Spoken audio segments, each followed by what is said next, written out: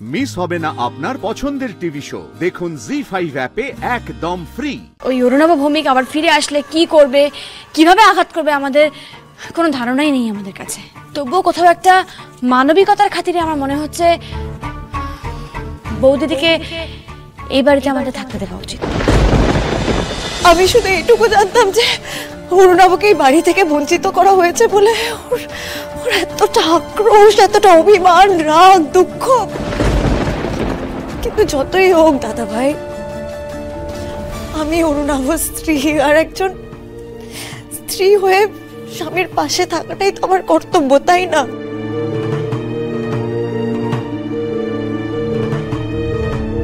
হ্যাঁ, সেটা অবশ্য তুমি ঠিকই বলেছো। তবে তৃষা, সেটা তখনই ঠিক যদি স্বামী মানুষটি ভদ্রলোক হয়।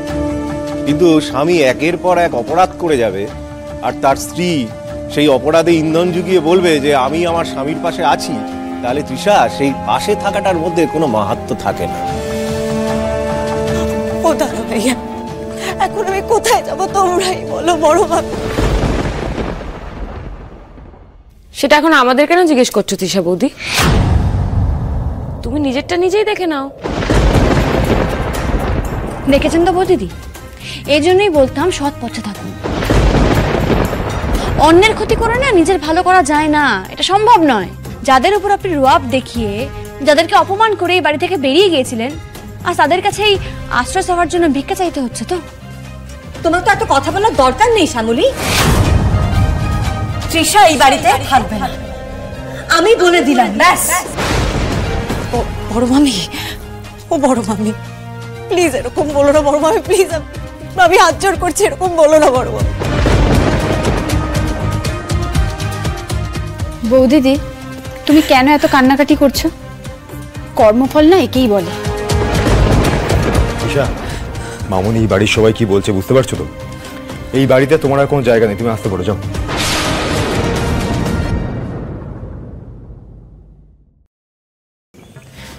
এক মিনিট।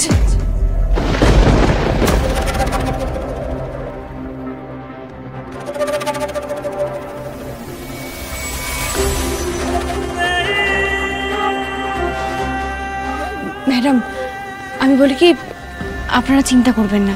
দেখুন, আমরা তো সবাই একসাথেই আছি, তাই না? ও আমাদের কিছু খারাপ করতে পারবে না।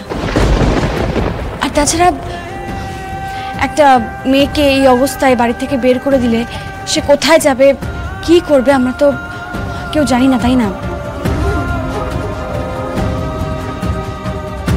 এই কাজটা করা আমাদের বোধহয় ঠিক হবে না। বাড়ির বউকে এভাবে বের করে দেওয়াটা এটা ঠিক নয়। আমাদের কর্তব্য আমাদের করা উচিত।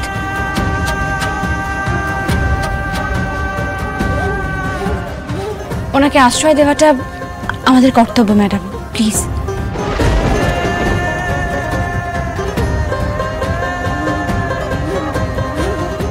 তুমি এগুলো কি সব বলছো? পুরো ব্যাপারটা প্র্যাকটিক্যালি ভাবো।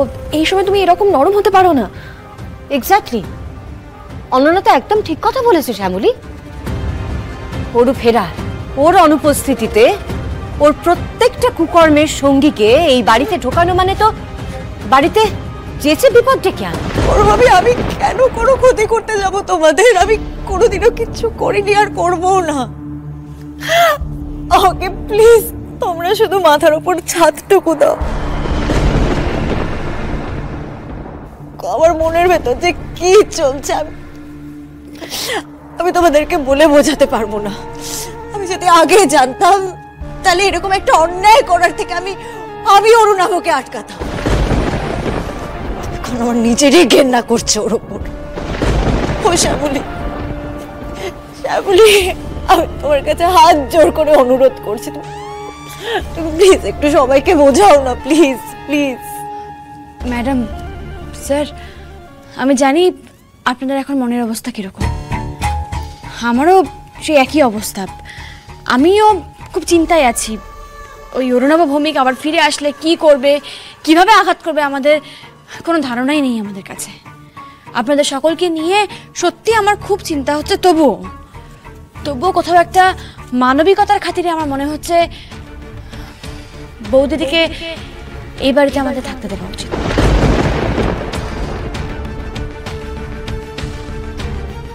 কিসের কর্তব্য শ্যামলী? ও এই জোড়াবাড়ির প্রতি কোন কর্তব্যটা পালন করেছে যে আমরা ওর প্রতি কর্তব্য পালন করব? আমি একটা কথা বলি, তৃষা যে অন্যায় করেছে সে ব্যাপারে কোনো সন্দেহ নেই। এখন নিরুপায় হয়ে আমাদের কাছে আশ্রয় চাইতে এসেছে। ওরা কুলাঙ্গার হলেও আমরা তো তা নই। আর শ্যামলী যেটা বলেছে ঠিকই বলেছে, তৃষা এই বাড়ির বউ, ফেলে তো দিতে পারি না।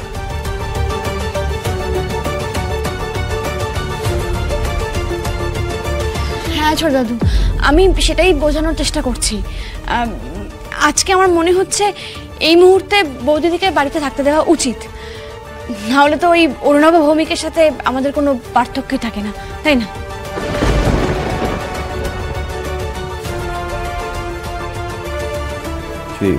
এটুকু চাইবো যে যখন আপনি যে ভালোটা ভেবে সবটা বললেন, তাহলে সেটার মর্যাদা ও রাখবে।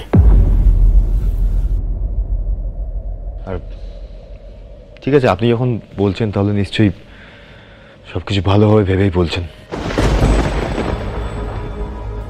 বাবা, আমি জানি যে আমার এই সিদ্ধান্তে তোমার খুব একটা মত নেই, কিন্তু তুমি একবার ঠান্ডা মাথায় ভেবে দেখো আমি কিছু ভুল বলছি কিনা। একবার ভেবে দেখো বাবা।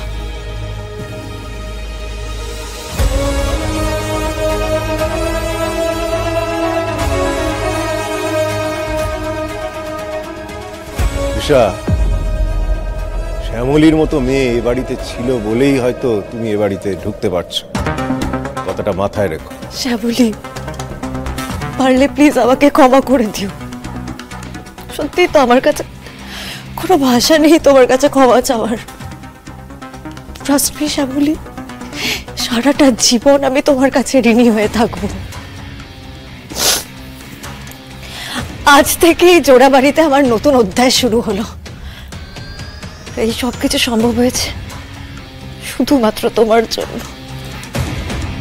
Thank you.